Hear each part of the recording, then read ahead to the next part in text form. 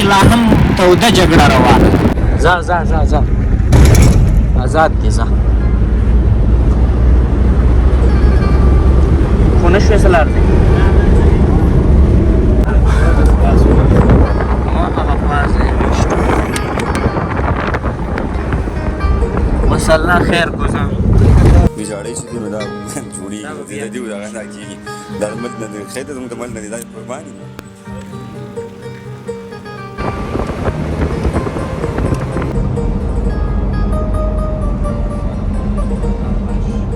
مجاهدین خو په دې سرحد کې شته نو که مقابله کوي هغو سره نران شي کوي دي که نه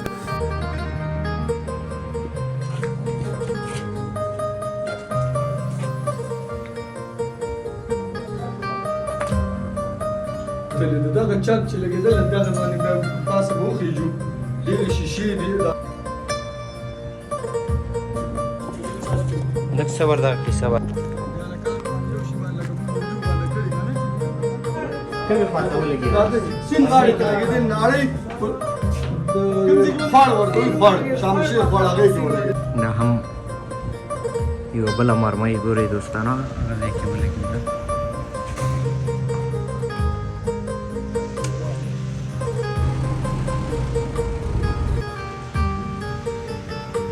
د کونړ ولایت ناړۍ ولسوالۍ چې د پرځي کرښې په اوږدو کې د جګړې تود سنګر ګرځېدلی دی لا هم د سپکو درنو وسلو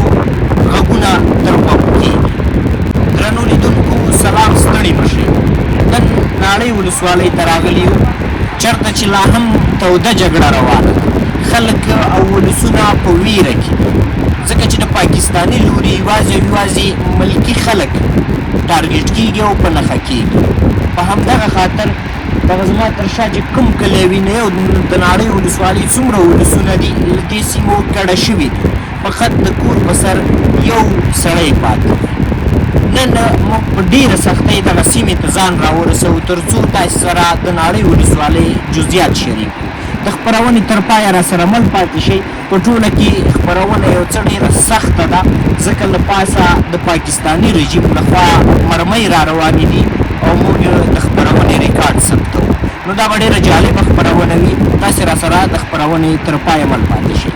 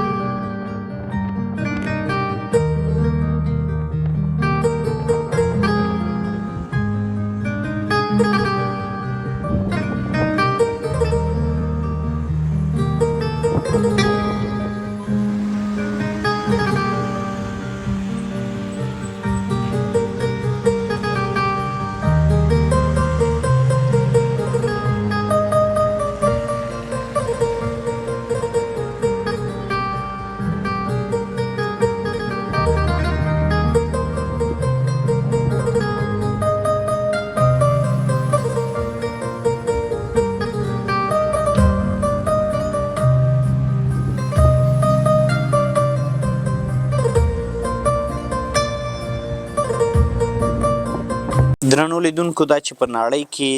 ډېر شمېر کورونه د ړندۍ مرمۍ ښکار شوي دي او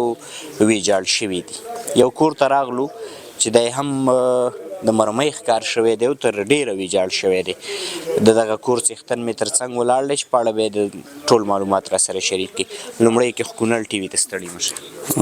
تاسې ستړي مه شئ. بسم الله الرحمن الرحیم. زما نوم مولوي مفاد خان د نړۍ د کلي اوسېدونکی یم. مولوي صاحب دغه پیښه راته بیان کړئ، څه وخت مرمۍ راغله، په کوم ځای ولګېده، کور کوم ځایونه ویجاړ شوي دي، چاته پکې زیان رسېدلی دی، په ټوله کې دغه ټوله صحنه راته بیان کړئ. دغه کومه پیښه چې شوې ده، تاسو لکه څنګه چې خبرې د تېرې جمعې په شپه باندې چې زموږ زړورو ځواکونو د ننګرهار د پیښې په انتقام کې کوم برید په پاکستان او په مهاجرو ملیشو باندې کړی و، د هغې په سهار باندې دلته بس ړندې مرمۍ شروع شو. د تېرې جمعې ورځ وه، د ورځې مرمۍ شروع شو، تقریبا خواوشا 11 بجې ټیم به و چې دغه مرمۍ لګېدلې. په دې ساعت کې زما د کور ټول ماشومان نه بلکې زموږ د خواوشا د دوه درې کورو ماشومان ټول زما په دې کور کې لاندې یوه زیرزمیني ده، هغې ته جمع شوي دي. بیخي تقریبا چې ووایم 15-10 پورې زنانه او ماشومان په دغه ساعت کې په دې لاندې زیرزمینۍ کې موجود دي. خو الله رحم دا کړی چې بار په دغه ساعت کې څوک نشته، دغه مرمۍ لګېدلې. اوس نه پوهېږم چې دا یو مرمۍ ده او که 2 مرمۍ دي، خو مرمۍ لګېدلې په دې دا چې کومه ویجاړي کړې بس تاسې یې نه چې دغه کور تقریبا شیشه خو په دې کور کې یوه پاتې نه ده، بلکې شاته زما یو بله حجره ده، یو بل زوړ کور ده، د هغې هم یو شیشه ورسره دغه مرمۍ د وجې نه ده پاتې. نور دغه لرګی چې کوم وینئ تاسې دغه عشادارې دروازې لږ ګمان کوم چې په دې کې څه شی روغ نه دي پاتې، او دغه دیوالونه چې دا کوم تخریب شوي دي، نو دغه خو الله فضل دا کړی چې ماشومان انشاءالله روغ دي، او دغه ویجاړۍ چې دي نو دا جوړېږي، د دې دغه نه کېږي، دا د ملک نه دی، خیر زموږ د ملک نه دی، دا قرباني نو. بس مهمه خبره همدغه ده. درنو لیدونکو ګورئ، کور ویجاړ دی. موږ چې تر اوسه پورې کوم ځای ته هم خپرونې لپاره تللي وو، هر افغان هم دا خبره کړې ده. دلته خو لا کور ویجاړ دی. تېره ورځ مې یو خپرونه درلوده چې د یو کس 2 بچي شهیدان شوي وو، خو ویل چې د وطن نه دې قربان وي. حاجي صاحب وایي چې کور دې له وطنه قربان وي. نو د افغانانو قرباني ډېره لویه ده او په دغه خاطر بریا هم د افغانانو ده. حاجي صاحب په کور خو دې ډېره زیاته خواري هم کړې ده. بس خیر د پیسو شی دی، پیسې پرې لګېدلې دي، خو بیا هم بېرته رغېږي. ښه دا ده چې ماشومان بچیان مې او دا ټول روغ دي، نه دي ځاني زیان نه لرو انشاءالله. لویه خبره دا ده چې ځاني زیان پکې نشته. تاسې وویل چې دغه حجره ده او بل کور دی، شاته بله حجره ده، هغې کې هم ټولې شیشې ماتې دي. بل یو زوړ کور دی شاته، هغه هم ټولې شیشې د هغې ماتې دي. دغه باغ، دا بوټي، دا کوم ګلان چې ودي، دا تاسې نه چې دا تقریبا ډېره حده پورې هغه هم خراب شوي دي، چمن او دا هر څه. نو هغه حجرې ته به ور وګرځو، هغه به هم وګورو څنګه دا لکه دغه کوټې ګورئ تاسې، دا به مو ګورو، دا هم تخریب شوي دي. قوي مرمۍ ده چې ګوره دې کې دا څومره قوي سوری یې کړی دی، دا ټېل هلته نه دا پارچې د باغ نه راغلي دي. دوستانو ګورئ کوم ځای کې سوری کړی دی. همدغه راز دلته دغه یو تلویزیون هم له منځه تللی دی، او سربیره د دې نو ډېر څه پکې ویجاړ شوي دي. بس موږ په تېرو خپرونو کې مې یاده کړې وه چې پاکستاني رژیم هڅه کوي ملکي وګړي ټارګټ کوي، او دغلته قرآن شریف هم دی، کتابونه هم دي. نو طبیعي خبره ده دا به ټول لیدلي وو. ټول دا دا خو لکه سفیده شیشې لرې کړي دي. دلته ماشومان بعضې وخت کې دا څوک به راتله، ماشومان خو نشته دی، زموږ ماشومان اوس هم مهاجر دي، ځکه دلته کور ته نشو راتلی. مرمۍ اوس هم راځي، دغه بېګا شپې تقریبا فکر کوم چې 18 پورې مرمۍ راغلي، هره ورځ راځي، ورځ هم راځي، شپې هم راځي. نو دلته خو ماشومان نشو کلي کې څوک پاتې دي؟ نه زنانه ماشومان هم لرې کړي چې د یو هلک د کور د حفاظت دپاره د نور شپې دلته ټول مهاجر شوي دي، څوک یو خوا څوک بل خوا تللي دي. دا شیشې مې سیم دې دپاره غونډې کړي، دوستان یاران څوک په دې خاطر تللي چې پاکستاني رژیم ملکي خلک ټارګټ کوي، په ځای چې دولت سره جنګ وکړي، ملکي خلکونه مجاهدین خو په دې سرحد کې شته، نو که مقابله کوي هغو سره دې نران شي کوي دي که نه. نو دا د چړندې مرمۍ ګزاري اوس کورونه لګېږي، کورونه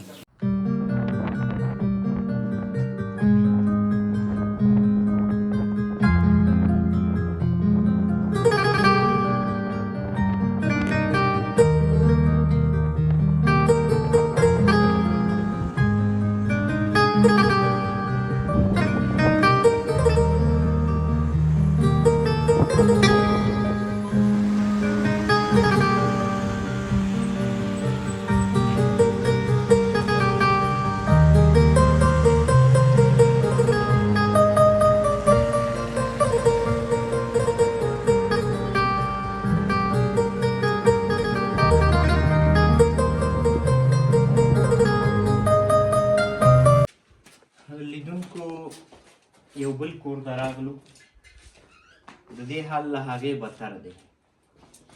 راځئ دغه کور هم د نږدې ځو حاجي صاحب دا مرمۍ چې ده که نه دا راغلې په دغه چت باندې لګېدلې ده په دغه چت لګېدلې ده نو یو دغه یې هغه طرف ته تلې قوي پارچه نور خو همدغه کوټه تاسو وینئ په خپله چې دا یې ویجاړه کړې ده دا د زنانو ماشومانو مسنورو جامې او لکه مثال دغه بسترې او دا ډبل بیډ او دا المارۍ خو دغه المارۍ کې مرمۍ لګېدلې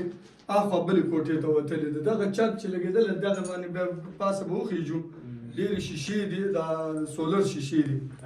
هغه هم ټولې داسې کړي یو دانه پکې روغ نه ده پاتې دغه کور دغه وګوره دغه ځایونو کې دا مرمۍ لګېدلې دي او دغه لګېدلې دا المارۍ دلته فقط او فقط ملکي بېګناه خلک ژوند کوي ښځې او ماشومان دي په پاکستاني رژیم لخوا په دغه 15 ورځنۍ جګړه کې چې دغه اوس ترسره کېږي یوازې او یوازې بېګناه خلک ټارګېټ مخکې یو ورور خبره وکړله چې په ډیورنډ کرښه هغوی د جنګ توان د لاسه ورکړی دی خپل فشار دلته وباسي نو مالی زیانونه خو پکې نشته انسانان د الله رحم دی بچ دي او دغه کوټې خرابې شوي دي خو دا د انسانانو د لاس جوړ دي انشاءالله دا زموږ د پاک افغانستان د قرباني او د دغه پاکستاني د دغه مرتد رژیم موږ داسې یو دغه کوو که دوی دومره طاقت او قدرت لري نو زمونږ د مجاهدینو سره د سینه په سینه وجنګېږي انشاءالله زمونږ مجاهدینو که یو 2 نفره 3 نفره شهیدان ورکړي یو 4-5 زخمیان ورکړي دا خو جنګ کې کېږي خو هغوی نه مرداره ډېره زیاته شوې ده او هغوی چې کله تلفات ولیدل او کله هغه خپل حالات ولیدل نو وړاندې مرمۍ یې شروع کړلې نو زمونږ د عوامو کورونه یې وشتل ماشومان او زنانه چې موږ هم الحمدلله د امارت اسلامي سره اوږه په اوږه سنګر ته چا اوبه وړلې چا مرمۍ وړلې چا بس وروره د زخمیان انتقالول ولاړ ورڅه بیا هم ورڅه ولاړ خو انشاءالله ښه په ایماندارۍ سره ورته ولاړ او دغه حالات چې کوم دي دې نو موږ متاثره نه یو خو هسې دغسې غوښتنه هم ده که دوی جنګ کولی شي نو زموږ د مجاهدینو سره دې جنګ وکړي ښځو او ماشومان سره دې نه کوي ځکه دا خو موږ تاسو پوهېږو چې جنګ توان نه لري ښځې دي ماشومان دي بېګناه خلک دی حاجي صاحب په کور کې څوک وو چې دغه پېښه کېده دغلته دنیا تقریبا یاره چې کم ونو 20 نفره به وو ځکه چې د دغه کلي نه هم دا خلک راغلي دغه لینټر دی او داسې ده که نه دا کورونه قوي دي دا دیوالونه هغه چې کله دغه د باره کوټه کې ماشومان وو چې دلته دا ګولې ولګېد دا لینټر خراب شو او د بلې کوټې ته مرمۍ دغه شروع بیا دغه ځای نه ماشومان او زنانه الله پاک بچ کړي تقریبا مال هم خدای بچ کړی نو بیا ما ماشومان او زنانه لویه خبره دا ده چې سر خوندي بس الحمدلله دقه باندې خوشحاله یو دا خو د انسان دغه د بس مال او دا پکې راځي دا قسې مسلې دي پاس نه هم ګورو او پاسه خېږي چې د سولر شیشې دي دغه دي هغه به وي چت باندې چې دغه کوټه مرمۍ لګېدلې ده پاس ورجېږي دغه کوټه خو دا دومره نه ده اجاره ده صرف دا مرمۍ راوتې بسترې والې دي دا هغه چت چې سوری کړی هغې دا مرمۍ له هغه ځای د مرمۍ زور دلته راغلی دغه دیوال خو دلته دومره نور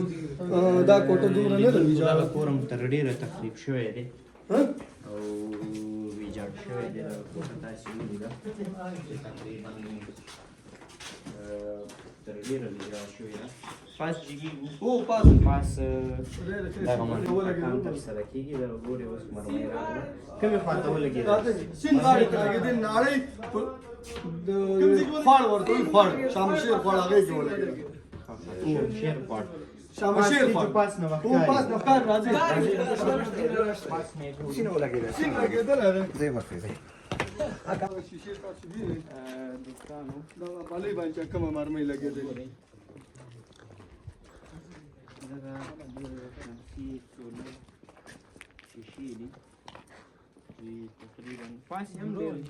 دغه مرمۍ په دغه ځای باندې لګېدلې که نه 14 سولر یو بلې بس یو دغه 14 سولرې وې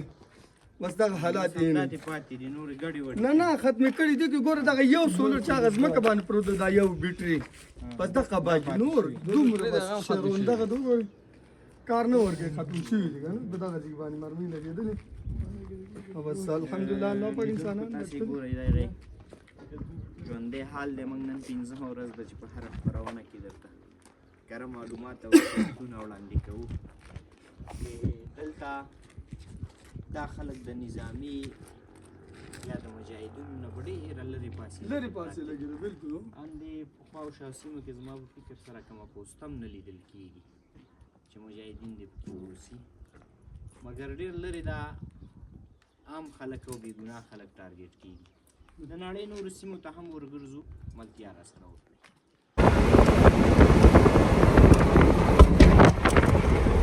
ځه آزاد دی ځه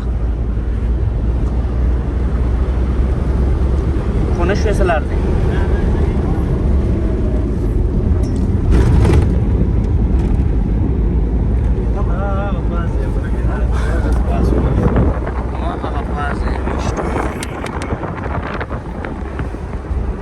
الله خیر گذار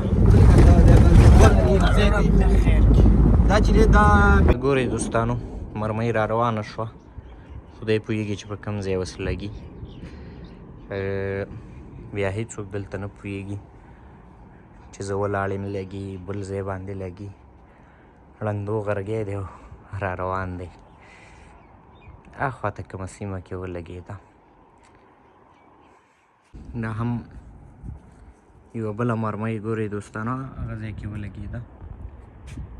مخامخ هغه ځای معلومیږي په دغه ځای ولګېده یو څو دغه ځای کې دې کورونو خوا او شاو سره ولګېدې پاسه هغه پټو کې ولګېدې دا تقریبا 12مه شوه چې همداسې په همدې ولسي خلکو باندې د پاکستاني رژیم دغه مرمۍ را روانې دي دې لاندې چې زه حال د دنیا نفتر دی ګوره نه خدا وجود جاکې رغات مې چاته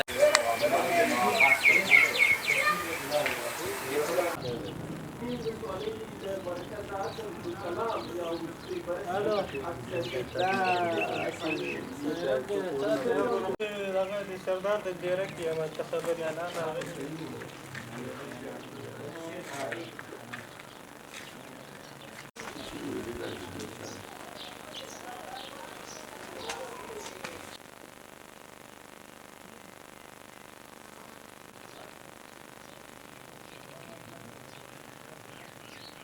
ما پاتې شوم څه مشکل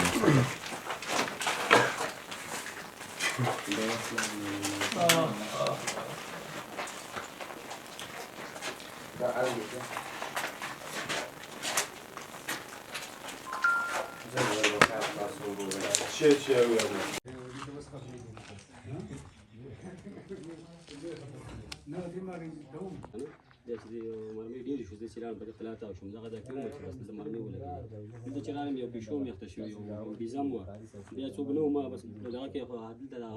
د خطر م و چې دا راولېږي بیا خپله لاړم یو پوړۍ مې راوړه د سیمه ودنګلول مې هغه بیزه سردار دی د کونړ ولایت د ناړۍ ولسوالۍ د برکلي اوسېدونکی یم زما د پاکستان د رژیم نه دا غوښتنه ده که توان او وس لرئ مخامخ جګړې ته زموږ امنیتي ځواکونه زموږ مجاهدین تیار دي او د دې په خاطر چې تاسې مخامخ د جګړې توان نه لرئ نو د عوامو د کورونو نه استفادې سره پوه شئ ستاسې مرمۍ راځي دغه وګورم دا مهال تاسې وینئ چې زموږ په کور په خونې په دیره کې دغه مرمۍ لګېدلي هر څه یې ویجاړ کړي د دې سره سم موږ خپل ماشومان زنانه تورسرې د دې ځایه څخه ایستلي دي موږ خپل همدغه هلته ولاړ یو مقاومت کوو د خپل ځواکونو سره څنګ په څنګ ولاړ یو ولو که موږ خپل هم پوه شئ موږ ته اسلحې راکړي موږ خپل هم ځو دا خو معمولي خبره ده د خپلې د خاورې دپاره او د خپل د خاورې دپاره موږ خپل وینه سر هر مال جان ته تیار یو خو د اجر حکومت نه مې دا غوښتنه ده که د جنګ توان لرئ راځئ مخامخ موږ سره زموږ امنیتي ځواکونو سره جنګ ته تیار اوسېږئ او دا خو بزدلانه عمل دی چې تاسې پوه شولې پټ په پټه مرمۍ راځي د چا په سر چې ولګېده دلته عوام دي زنانه دي تورسرې دي یعنې د کلي دی پوه شولې او د دې د کلي نه په استفادې سره دی دغه کار کوي او د جنګ مخامخ توان موږ سره نه لري او موږ تیار یو خپل د خاورې د خپل ملت د خپل د ولس دپاره په هر شرایطو کې موږ تیار یو چې د خپل خاورې نه دفاع وکړو زما نوم احمد عمران د کونړ ولایت ناړۍ ولسوالۍ د ناړۍ د مرکزي کلي اوسېدونکی یم د دې روژې په مبارکه میاشت کې چې د قرآن درسونه کېدل هغه زموږ شړ شولو د تراوو ختمونه کېدل هغه زموږ شړ شو زموږ کورونه په نښه شوي د پاکستان د غلامې ادارې لخوا زموږ کورونه لګي زموږ جوماتونه لګي زمونږ ماشومان بې کوره شوي زمونږ ماشومان کډوال شوي دلته د کور په سر یا د 5 کورو په سر یو نفر پاتې دی چې خپل د کورونو ساتنه وکړي مال دی دغه دی